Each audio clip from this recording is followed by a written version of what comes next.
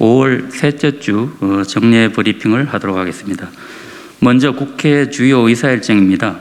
오늘 10시에 열린 제397회 임시회 2차 본회의에서는 2022년도 제2회 추가경정예산안 및 기금운용계획 변경안에 대한 대통령의 시정연설이 있었습니다. 국회 상임위에서는 오늘부터 추경안 심사에 착수합니다. 가방위, 행안위, 한노위는 오늘 전체 회의 및 소위를 개최하여 추경안을 심사하고 내일은 운영위, 외통위, 국방위, 복지위에서 전체 회의를 열어 추경안을 심사할 예정입니다. 또한 목요일과 금요일에는 예결위에서 추경안 종합정책 질의를 위한 전체 회의를 개최하고 기재위는 5월 17일에서 5월 18일, 문체위 5월 17일에서 5월 20일, 농해수위 5월 16일에서 5월 17일, 국토위 5월 17일에서 5월 18일 등 추경안 상정 및 심사 의결을 위한 전체 회의를 진행하는 등 이번 주 다수의 상임위에서 추경안 심사가 진행될 예정입니다. 그 밖에 오늘 오후 2시에는 행안위에서 법안 1소위를 열어 강원특별자치도 설치 및 환동의 경제자유 특구 지정 등에 관한 특별법 등 5건의 법안을 심사할 예정이고, 국토위에서는 오늘 본회의 산회 직후에 교통법안 심사 소위를 개최하고 내일은 전체의 산회 직후에 국토법안 심사 소위를 개최할 예정입니다. 다음은 지난주 접수된 의안입니다. 접수된 의안은 법률안 66건을 포함해서 총 86건입니다. 선거 공보에 청각 장애인을 위해 수어 QR코드를 표시하도록 하는 공직선거법 개정안이 접수되었습니다. 현행법은 청각 장애인을 위한 선거 공보에 대하여는 별도 규정을 두지 않고 있는데 주로 수어로 의사소통을 하는 청각 장애인에게 인쇄된 선거 공보물은 정보를 얻기가 어렵다는 지적이 제기되고 있습니다. 이번에 발의된 공직선거법 개정안은 선거 공보에 청각 장애인을 위한 수어 영상 QR코드를 표시하도록 하고 그 비용을 국가 또는 지방자치단체가 부담하도록 하는 내용입니다.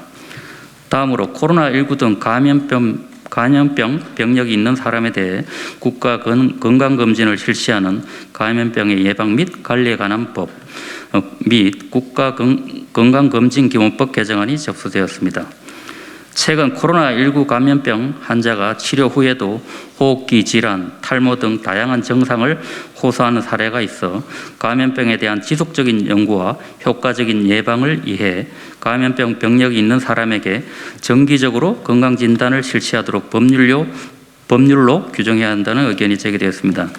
이번에 발의된 감염병의 예방 및 관리에 관한 법률 개정안은 질병관리청장 및 지자체장이 대통령령으로 정하는 감염병 병력이 있는 사람에게 정기적으로 건강진단을 실시할 수 있도록 하는 내용이며, 건강검진기본법 개정안은 국가 건강검진 대상에 감염병의 예방 및 관리에 관한 법률에 따른 감염병 병력이 있는 사람에 대한 건강진단을 포함하는 내용입니다. 다음은 지난주 접수된 국민동의청원 접수 현황에 대해서 브리핑하겠습니다. 지난주 새로 공개된 국민동의청원은 교육부의 2022 개정 음악과 교육과정 성취기준 항목에 국악 관련 내용 명시를 요청하는 청원, 동물학대 처벌 강화를 위한 민법 및 동물보호법 개정을 요청하는 청원, 여성가족부 폐지를 요청하는 청원 등 총 9건이 접수되었습니다. 다음은 국회 주요 일정입니다. 오늘 오후 2시 국회 통합디지털센터 건립 착수식이 건립 예정지인 대전광역시 도안 가천지구의 생태호수공원에서 개최될 예정입니다. 2024년에 준공 예정인 국회 통합디지털센터는 급증하는 데이터 수요에 따라 국회 정보자원을 통합관리하기 위한 시설로서 총 사업비 467억 7,900만 원, 지하 1층, 지하 4층, 연면적 약 12,000제곱미터 규모로 건립될 예정입니다. 동센터는 향후 국회 데이터 센터로서의 역할뿐만 아니라 지역 주민을 위한 문화 시민 의정 연수 시설로서의 역할을 수행할 것으로 기대됩니다. 다음으로 박병석 국회의장이 수요일 광주 국립 5.18 민주묘지에서 개최되는 제42주년 5.18 민주화운동 기념식에 참석합니다. 기념식에는 5.18 유공자 등 700여 명이 참석할 예정입니다. 다음으로 예산정책처에서는 내일 5월 17일 2022년도 제2회 추가 경정 예산안 분석을 발간하여 배포할 예정입니다. 국회의원회 및 국회의원의 의정활동을 효율적으로 지원하기 위한 이번 분석서는 추경안에 대한 개괄, 총량 분석, 그리고 주요 정책별 분석 및 위원회별 분석 내용을 주요 내용으로 담고 있습니다. 다음으로 국회의정연수원은 오늘부터 금요일까지 5일간 전국 지방의회 전문위원 142명을 대상으로 2022년도 제2차 지방의회 전문위원 과정을 실시합니다.